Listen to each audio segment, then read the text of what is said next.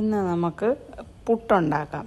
ഞാനിത് കുത്തരി 1.25 ഗ്ലാസ് കുത്തരി 10 മണിക്കൂർ വെള്ളത്തിൽ കുതിർത്ത് വെച്ചതാണ്. തലേദിവസം രാത്രി കുതിർക്കാൻ വെച്ചു. പിറ്റേ ദിവസം രാവിലെ അത് ഒന്നും കൂടെ കഴുകി അരിച്ചു വെച്ചു.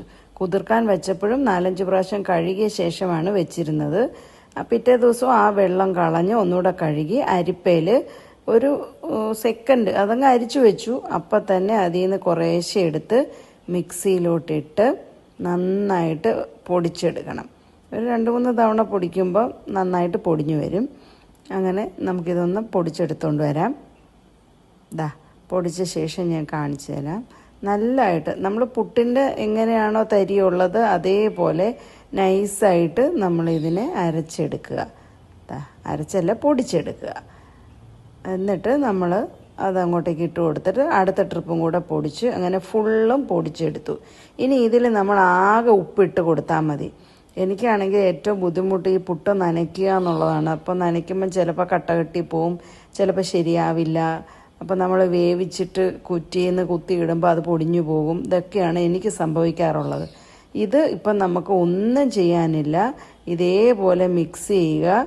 അത് കഴിഞ്ഞ് നമുക്ക് പുട്ടുകുറ്റി എടുത്ത് അതിലോട്ട് ആവശ്യത്തിന് തേങ്ങയിട്ട് കുറേശ്ശെ പൊടിയിട്ട് കൊടുത്താൽ മതി. ഇപ്പോൾ കുറച്ച് തേങ്ങ ഇട്ട ശേഷം ഒരു 2 പിടി പൊടി അതിലോട്ടിടുക. അതിന് ശേഷം വീണ്ടും തേങ്ങ ഇട്ട് കൊടുക്കുക. അങ്ങനെ 3 കൊച്ചു പീസായിട്ടാണ് ഞാൻ പുട്ടുണ്ടാക്കുന്നത്. ആദ്യമൊക്കെ 2 പീസാക്കിയായിരുന്നു ഉണ്ടായിക്കൊണ്ടിരുന്നത്. അപ്പോൾ എൻ്റെ ഡാഡിയാണ് ഇങ്ങനെ ചെയ്യുന്നത് ഞാനിങ്ങനെ കണ്ടത്. അതിൽ പിന്നെ ഞാനും ഇങ്ങനെ 3 കുഞ്ഞു പീസാക്കും. അപ്പം നമുക്ക് കറക്റ്റാണ്. ഒരു 2 പീസൊക്കെ കഴിച്ച് കഴിയുമ്പോൾ നമുക്ക് കറക്റ്റായിരിക്കും ആ പുട്ട്.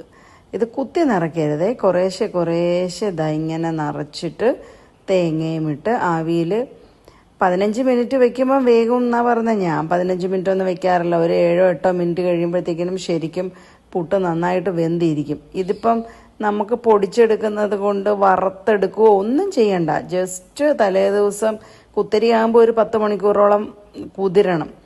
അത് കുതിർക്കുക, രാവിലെ എടുത്ത് വെള്ളം ഊറ്റി കളഞ്ഞ് പൊടിച്ചെടുക്കുക.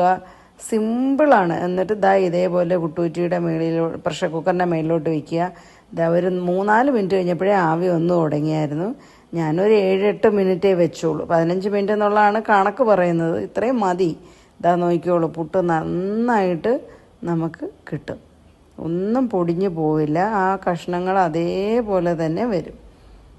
വളരെ ഈസിയാണ്. രാവിലെ നമുക്ക് കടലക്കറിയോ പഴവോ എന്തിൻ്റെ കൂടെ ആണെങ്കിലും പെട്ടെന്ന് ഉണ്ടാക്കിയെടുക്കാം. മറ്റേ പുട്ടുണ്ടാക്കുന്നതിലും എനിക്ക് ഒരുപാട് ഈസി ആയിട്ട് തോന്നിയിരിക്കുന്നതാണിത്. എല്ലാവരും ട്രൈ ചെയ്യണേ. നല്ല സോഫ്റ്റ് പുട്ടുമാണ്. എല്ലാവരും ഉണ്ടാക്കി നോക്കണേ.